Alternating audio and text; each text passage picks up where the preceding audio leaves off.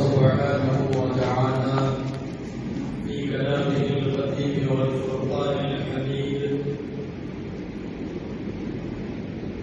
أعوذ بالله من الشيطان الرجيم. بسم الله الرحمن الرحيم.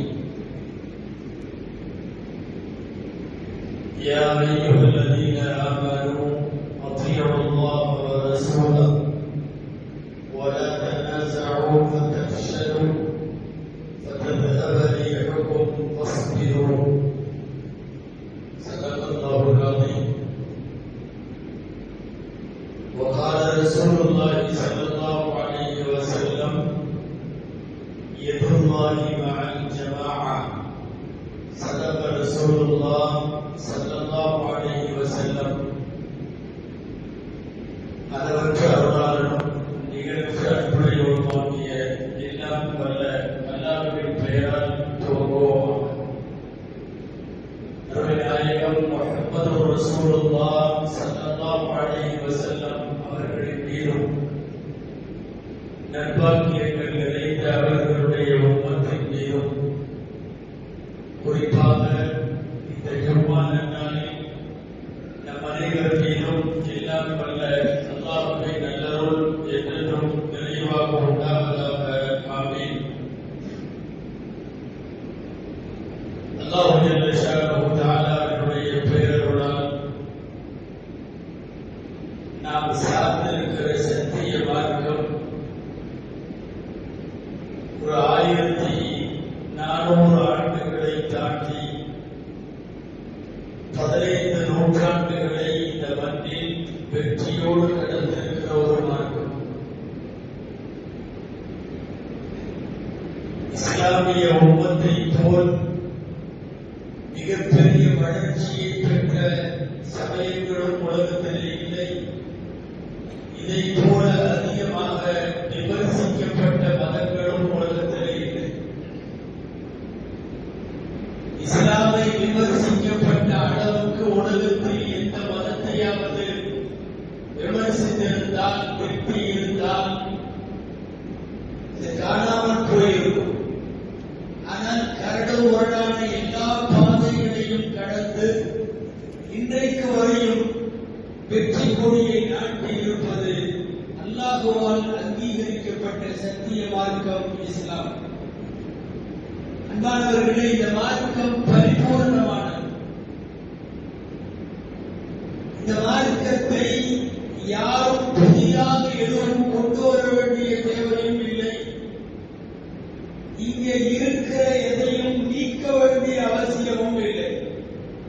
பொதுவாக ஒரு நல்ல மார்க்கத்திற்கு அடையாளம் என்ன தெரியுமா? வெளியிலிருந்து எதுவும் உள்ளேயும் வராது, உள்ளே இருக்கிற எதுவும் வெளியவும் போகாது. இந்த சிறப்பு உலகத்திலேயே இஸ்லாத்திற்கு மட்டும் உண்டு. 1400 வருஷமாக புதிய சட்டம் உள்ளே வர முடியாது. இருக்கிற சட்டம் எதையாவது வெளியே எடுத்து போடலாம் என்றால் அதுவும் முடியாது. அன்பிற்குரியவர்களே, இந்த மார்க்கம் மனிதன் கண்டுபிடித்தது அல்ல. உலகத்திலே நிறைய மதங்களை தோற்றுவித்தவர்கள் மனிதர்கள். மனிதர்களாக உருவாக்கப்பட்ட கொள்கை கோட்பாடுகள், மனிதர்களாக உருவாக்கப்பட்ட சட்டத்திட்டங்கள், இவைகளெல்லாம் காலப்போக்கில் காலாவதியாக இருக்கிறது. இதை உருவாக்கியவன் ரப்பல் ஆலமீன், சட்டம் வகுத்தவன் ரப்பல் ஆலமீன், கொள்கை கோட்பாடுகளை தீர்மானித்தவன் ரப்பல் ஆலமீன். இந்த மார்க்கம் முஸ்லிம்களிடமிருந்து திரும்புவது என்ன தெரியுமா? ஒன்றாய் நின்று வென்று காட்ட வேண்டும் என்பது. பல்வேறு சமயங்களில் நம்மிடத்தில் அது சாத்தியம் இல்லாமல் போகிறது. எல்லோருக்குமான ரப்பு ஒருவன். கிதாப் ஒன்று, வேதம் ஒன்று, எல்லோருக்குமான நபி ஒன்று, எல்லோருக்குமான சுப்னா ஒன்று, ஒரே மாதிரி தொழுகை, ஒரே மாதிரி நோன்பு, ஒரே மாதிரி ஷரியத் சட்டம். ஏன் முஸ்லிம்களின் வீடுகளில் அவர்கள் எந்த நாட்டில் வாழ்ந்தாலும் அந்த வீட்டினுடைய வாழ்க்கை முறை, லைஃப் ஸ்டைல் ஒரே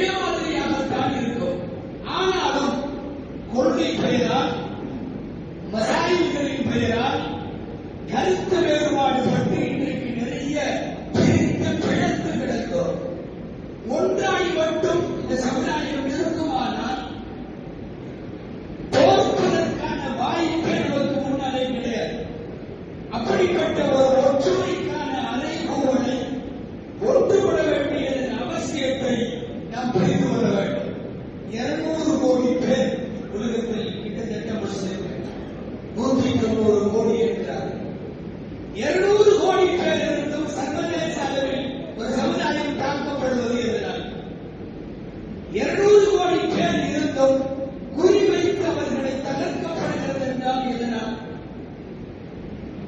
உலகத்திலேயே ஆகப்பெரிய பெட்ரோலிய வளம் இந்த உம்மத்திடம், மிகப்பெரிய நீர் வளம் இந்த உம்மத்திடம், மனித வளமும் ஆற்றலும், ஏன் உலகத்திலேயே அதிக இளைஞர்களை கொண்டிருக்கிற ஒரு மார்க்கம் இஸ்லாம்.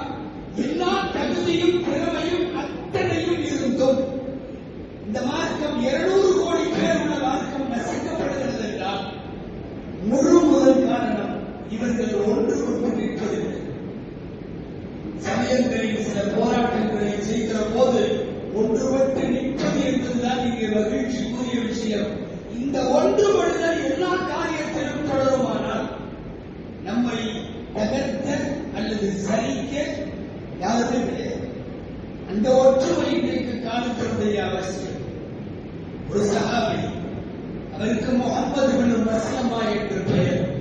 நபிகள் நாயகம் ஸல்லல்லாஹு அலைஹி வஸல்லம் அவருக்கு ஒரு வாழ் கொடுத்தார்கள். அது யுத்த காலம், கடுமையாக எதிரிகள் எல்லாம் முஸ்லிம்களை தாக்கிய காலம். ஒரு வாளை கொடுத்து இதை வைத்துக் கொண்டு நீ போர் செய். அன்னையும் பெருமானார் ஸல்லல்லாஹு அலைஹி வஸல்லம் வாழ்த்து தருகிறார்கள். ஆர்வத்தோடு அந்த சஹாபி வாளை வாங்கினார். அவருக்கு பேர் முஹம்மது பின் மஸ்லமா. ஸல்லல்லாஹு அலைஹி வஸல்லம் சொன்னாங்க, ஜாஹிது ஃபீ ஸபீலில்லாஹி பிஹாதா ஸைஃப், இதோ இந்த வாளை வைத்துக் கொண்டு நீ அல்லாஹ்வின் பாதையில் போர் செய். எதுவரைக்கும் போர் செய்யலாம், எதுவரைக்கும் இந்த வாள் பயன்படும் என்றால் ஹத்தா இதா ரஅய்தல் முஸ்லிமீன கதைனி தஸ்ததிலானி, எங்காவது முஸ்லிம்கள்ல 2 குரூப்பா, முஸ்லிம்கள்ல 2 பிரிவா அவர்கள் சண்டை போடுவதை பார்த்தால் ஹஜர், இந்த வாளை கொண்டு போய் ஏதாவது பாறையில அடிச்சு உடைச்சிரு, பாறையில அடிச்சு உடைச்சிரு. அதுக்கப்புறம் இந்த வாள் யூஸ் ஆகுது, இந்த வாளுக்கு பிரயோஜனம் இல்லை, வேலை இல்லை. அப்புறம் எங்கேயாவது மலை அடிவாரத்திற்கு போய்விடும். அத்தா தெரிஞ்ச மதியத்தோடு காந்தியா, உனக்கு மௌத்து வர்ற வரைக்கும் மலை அடிவாரத்திலேயே போய் உட்கார்ந்துக்கும் என்று நாயகம் ஸல்லல்லாஹு அலைஹி வஸல்லம் சொன்னார்கள். என்ன பொருள் தெரியுமா? பலமான ஆயுதம் கையில இருந்தாலும் ஒன்றுபட்டு நிற்கவில்லை என்றால் ஆயுத பலம் வீணானது, ஆட்கள் பலம், வாட்கள் பலம் எல்லாம் வீணானது. பலத்தை வைத்து ஒன்றும் செய்ய முடியாது. முஸ்லிம்கள் பல பிரிவுகளாக கிடக்கிற போது நீங்கள் உலகம் முழுக்க நாளில் ஒரு முஸ்லிம், நடமாடுகிற நாளில் ஒருவர் முஸ்லிம் என்கிற இலக்கை கொண்டிருந்தாலும், 200 கோடி பேர் இருந்தாலும், எல்லா விதமான தங்கம், நீர்வளம், பெட்ரோல் வளம் எல்லாம் இருந்தாலும் நீங்கள் ஒன்றுபடாத வரைக்கும் வென்று காட்ட முடியாது என்பது நபிகள் ஸல்லல்லாஹு அலைஹி வஸல்லம் இங்கே சொல்கிறார். போர்க்களத்துல கூட ஒன்ன சப்புல எல்லாம் சேர்ந்து ஒரு அணியா நின்னாதான் அல்லாவுக்கு பிடிக்குமா? அங்க 10 பேர் இங்க 10 பேர் நின்னா அல்லாவுக்கு பிடிக்காது. குர்ஆன்ல ஒரு சூராவுக்கு சஃப்புல் பேர், அணிவகுப்பு. அந்த சூராவுல அல்லாஹ் ஒரு வார்த்தையை சொல்லுகிறார், இன்னல்லாஹ யுஹிப்புல் லதீன யுகாத்திலூன ஃபீ ஸபீலிஹி ஸஃப்பா, இறைவன் பாதையில் போர் செய்யும் வீரர்கள் அணிவகுத்து ஒரு அணியிலே நின்றால் ரப்பு அதை விரும்புகிறார். இவர்களே, பெருமானார் ஸல்லல்லாஹு அலைஹி வஸல்லம் வஃபாத்துடைய நேரம், நாளை காலை அவர்கள் வஃபாத் ஆகிறார்கள். முதல் நாள் நடக்கிற செய்தி நான் சொல்லுகிறேன். இஷா தொழுகையுடைய நேரம், தொழுகைக்கு நபி ஸல்லல்லாஹு அலைஹி வஸல்லம் வரவில்லை. எல்லாரும் சப்பிலே நின்று தொழுவதற்கு நின்று விட்டார்கள். அபூபக்கர் ரலியல்லாஹு அன்ஹு அவர்களுக்கு தொழ வைப்பதற்கு அனுமதி தரப்பட்டிருக்கிறது. அவர்கள் தொழ வைக்கிறார்கள். எல்லோரும் சப்பிலே நிற்கிறார்கள். நமக்கு தெரியும், மஸ்ஜித் நபவி ரசூலுடைய வீட்டிலிருந்து ஸ்கிரீனை விளக்குனா பள்ளிவாசல், சப்பு தொழுதுங்கிறது தெரியும். ஸ்கிரீனை மூடிட்டா இவங்க வீடு, அந்த இடம் தான் ரவுதா ஷரீஃப். நாயகம் அந்த வீட்டிலே தான் அடங்கியிருக்கிறார்கள். நபிகள் ஸல்லல்லாஹு அலைஹி வஸல்லம் முந்தைய நாள் இஷா தொழுகையை எல்லோரும் தொழுது கொண்டிருக்கிற போது இப்படி திரையை விளக்கினார்கள். உடல்நலம் சரியில்லாமல் கொஞ்சம் முடியாமல் தள்ளாடுகிற ஒரு சூழல். ஆனா இப்படி விலைக்கு இப்படி பார்த்தாங்க. போகும்போதுதான் கடைசி வரைக்கும் அப்படி சப்ப பார்த்துட்டு சிரிச்சாங்க. சஹீஹ் முஸ்லிம்ல இந்த ஹதீஸ் பதிவாக இருக்கிறது. நாயகம் ஸல்லல்லாஹு அலைஹி வஸல்லம் முஸ்லிம்கள் வரிசையாய் நின்று தொழுது கொண்டிருக்கிற காட்சியை பார்த்துவிட்டு கொஞ்ச நேரம் சிரித்தார்கள். சிரித்துவிட்டு சந்தோஷத்தோடு ஸ்கிரீனை மூடிட்டாங்க. அதற்கு பிறகு நாயகம் தொழ வைக்க வரவே இல்லை. அவர்கள் வஃபாத்தாகி விட்டார்கள் என்கிற முஸ்லிம் ஷரீஃபின் இந்த ஹதீஸில் அதன் விரிவுரையாளர் அல்லாமா நௌரி ரஹ்மத்துல்லாஹி அலைஹி எழுதுகிறார்கள், நாயகம் சிரித்ததற்கு, சப்புகளை பார்த்து புன்னகை கொடுத்ததற்கு காரணம் என்ன தெரியுமா? நான் போன பின்னாலும் கூட கருத்து வேறுபாடுகளை எல்லாம் கடந்து இவர்கள் ஒன்றாய் ஒரு மஸ்ஜிதில் ஒரு இமாமிற்கு பின் ஒரு சப்பிலே இவர்கள் எந்த பிளவுகளும் பிணக்குகளும் இல்லாமல் அணிவகுத்து நிற்கிறார்கள் என்கிற சந்தோஷத்தில் நாயகம் ஸல்லல்லாஹு அலைஹி வஸல்லம் வாழ்க்கையில் சிரித்த கடைசி சிரிப்பு என்று எழுதுகிறார்கள். என்ன பொருள் புரிய வருகிறது தெரியுமா? உம்மத்து ஒன்றுபட்டிருப்பதை பார்த்து நாயகம் சிரித்த சிரிப்புதான் இந்த உலகத்தினுடைய கடைசி சிரிப்பு. எனவே கருத்து வேறுபாடுகளை கடந்து, இது ஏதோ ஒழுங்கு போராட்டத்திற்காக மட்டுமல்ல, எப்போதெல்லாம் இயக்க சார்புகளை கடந்து, ஒரு பக்க சார்புகளை கடந்து, மசாயில் வேறுபாடுகளை கடந்து, நான் இந்த ஜமாத் அந்த ஜமாத் என்ற பாகுபாடுகளை கடந்து முஸ்லிம் உம்மத் ஒரு பொது காரியத்தில் ஒன்றுபட்டு இருக்குமானால் நிச்சயமாக ஜெயிக்கும். ஆனா இந்த மாதிரி பொது நேரத்திலே கூட பலர் ஒன்று விடுவதில்லை என்பது மிக வருத்தத்திற்குரிய விஷயம். எதுவாகி மஅல் ஜமாஅ, அல்லாஹ்வின் கை ஒன்றுபட்ட கூட்டத்தின் மீது இருக்கிறது என்பது பெருமானார் ஸல்லல்லாஹு அலைஹி வஸல்லம் சொன்ன ஹதீஸ். சாப்பிடும் போது பரக்கத்து வேணும்னா கூட தனியா சாப்பிட்டா பரக்கத்து வராது, ஒரு குழுவா சாப்பிட்டா அல்லாஹ்வின் பரக்கத்து வரும் என்கிறார்கள் நாயகம் ஸல்லல்லாஹு அலைஹி வஸல்லம். பொது காரியங்களிலாவது முஸ்லிம் சமுதாயம் தனது கருத்து வேறுபாடுகளை கடந்து ஒன்றுபட வேண்டும். முதல்ல பல்வேறு கருத்து வேறுபாடுகளை கொண்டிருக்கிற முஸ்லிம் சமூகம் புரிய வேண்டியது என்ன தெரியுமா? இஸ்லாம் என்பது ஒரு பெரிய புத்தகம். இஸ்லாம் என்பது ஒரு புத்தகம். அதுல நான் ஒரு சபா, ஒரு பக்கம். இந்த என்னோடு வேற இயக்கம் கண்டிருக்கிற அவர் ஒரு பேஜ், அவர் ஒரு பேஜ், அவர் ஒரு பேஜ். நாங்கள் எல்லாம் சேர்ந்த புத்தகத்திற்கு இஸ்லாம் என்று பெயர். ஒரு 10 பக்கம் மாத்திரம் இருப்பவர் நான் மட்டுமே இஸ்லாம் என்று சொல்லுவது அது சரியல்ல. இன்னைக்கு நடக்கிற வேலை அதுதான். நாங்கள் மட்டும் தூய்மையானவர்கள், நாங்கள் மட்டும் தூய்மையான வழியிலே இருக்கிறோம். மிக மோசமான கருத்து. இஸ்லாம் என்பது ஒரு கட்டடம், அதுல நிறைய அறைகள் இருக்கிறது. எனக்கு பெயர் ஒரு அறை.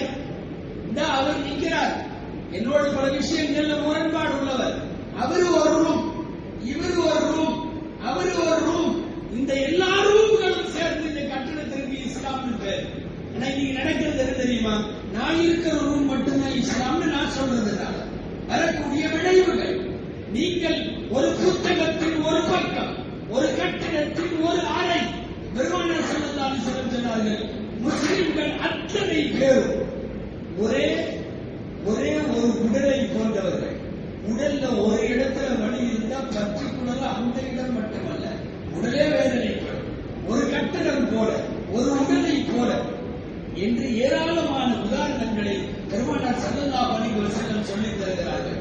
ஒரு கருப்பிடத்தினுடைய நீக்ரோ அடிமையாக இருந்தாலும் கூட அவன் தலைமைக்கு கட்டுப்பட வேண்டும் என்று சொல்லி இருப்பது இந்த மார்க்கம்.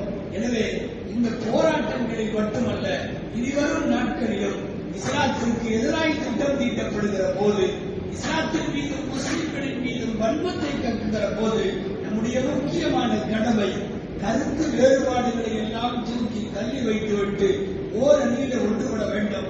அந்த அடிப்படையில் வக்ஃப் உள்ளிட்ட பிரச்சனைகளுக்காக தமிழகம் முழுக்க முஸ்லிம் அமைப்புகள் அத்தனையும், அதையும் தாண்டி யாராவது இதுல வராயிருப்பான், அது வேறு மாதிரி இறைவனின் ஒதுக்கப்பட்டவர்கள், அவங்களை கண்டுக்க வேண்டியதில்லை. எல்லாரும் சேர்ந்து ஓரணியில் நின்றால் வருங்காலத்தினுடைய வெற்றிகள் எல்லாம் சாத்தியம். அல்லாஹ்விடத்திலே துஆ செய்வோம். அல்லாஹ் ஜல்ல ஷானஹு தஆலா இனிவரும் நாட்களிலும் மார்க்கத்திற்கான பிரச்சனைகளின் போது அது போராட்டமானாலும் ஆர்ப்பாட்டங்களானாலும் என்ன எதிர் முனைகளில் நடத்துகிற களங்களானாலும் அத்தனை பேரும் ஒன்றாய் நின்று வென்று காட்டுவோம். அல்லாஹ் அதற்கு அருள் புரிவானாக. இதயங்களுக்கு இடையிலே அல்லாஹ் இணைப்பை தருவானாக. ஆமீன்.